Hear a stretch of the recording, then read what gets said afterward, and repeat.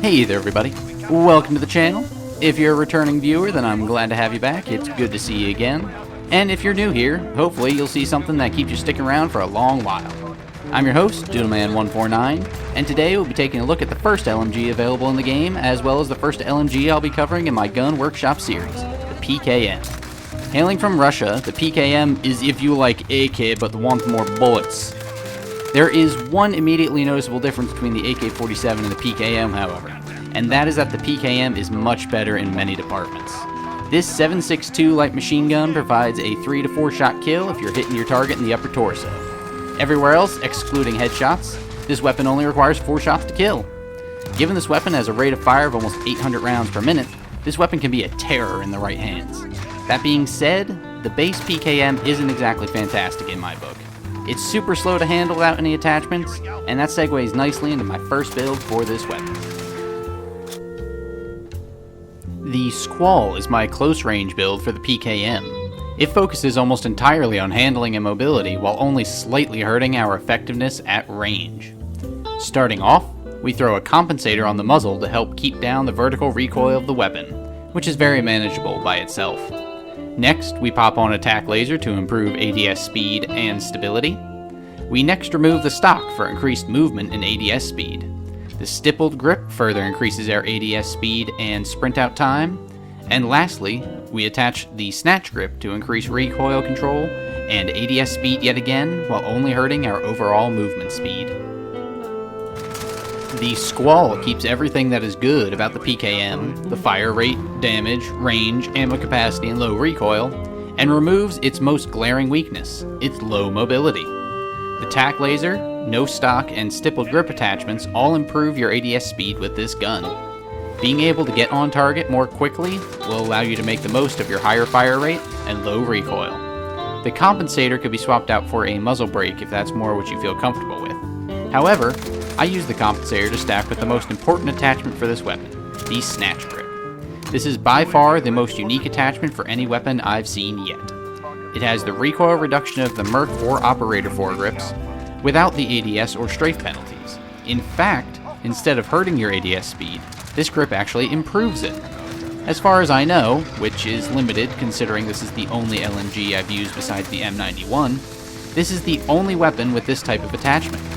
This alone could put the PKM towards the top of my best LMG list. The Squall will perform very well in standard multiplayer and can certainly hold its own in ground war considering the low recoil. However, I wouldn't quite recommend this for Warzone. Instead, I'd rather recommend the Chills, my long-range PKM build. This build focuses on stability, suppressive fire, and fighting large groups. We start off with the muzzle category with the monolithic suppressor to keep us stealthy and to improve our range slightly. Next, we use the 26.9-inch extended barrel to increase our effective range, increase our bullet velocity, and reduce our vertical recoil. After that, we again use the tack laser to compensate for the first 2 attachments reduction to our ADS speed.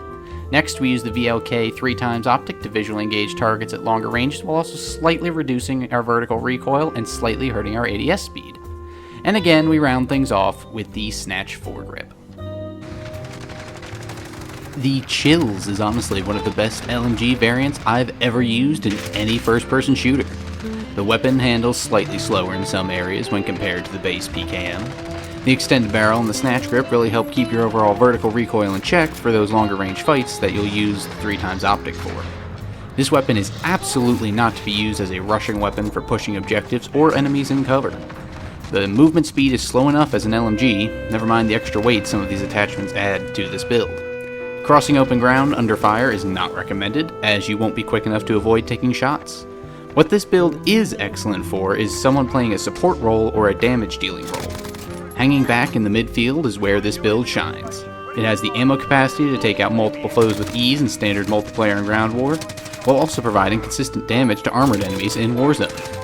The large ammo belt can also suppress enemies in cover, allowing for teammates to flank them. The Chills offers very little in terms of vertical recoil, making it a lot easier to hit your shots. This build is good for standard multiplayer, excellent for ground war, and is also a very good competitor in Warzone. And that, folks, does it for my gun workshop on Russia's PKM. My first impressions of this weapon were honestly unfavorable for a few reasons. The base PKM is rather slow to handle, both in terms of movement speed and ADS speed. On top of that, I personally find the gun to look fairly ugly, although that's strictly cosmetic, so take that as you will. However, once I began tweaking the weapon with these builds, I found I like it a lot more than I thought I would. The Squall is surprisingly mobile and can compete with a number of weapons specifically made for close ranges. It then also has the advantage of being effective at further ranges as well, an area where weapons in the SMG category would fail to keep pace in. The Chills, as I said before, is one of the best LMG builds I've ever held in my virtual hands. It has barely any vertical recoil, and thanks to the 3x scope and monolithic suppressor, you can take out enemies before they even know where you were. This weapon quickly rose to the top of my favorite LMG list after I got more used to actually running an LMG. If you decide to use this weapon, just keep in mind that it is what it is. A slower, powerful weapon with a painfully long reload. You won't be pushing people too effectively, but you can definitely handle multiple foes if you're properly positioned. And with that, I thank you very much for making it to the end of the video. If you liked what you saw and heard, feel free to give me a thumbs up using that button down there. If you want to hear more from me, that subscription button is just begging to be pressed as well.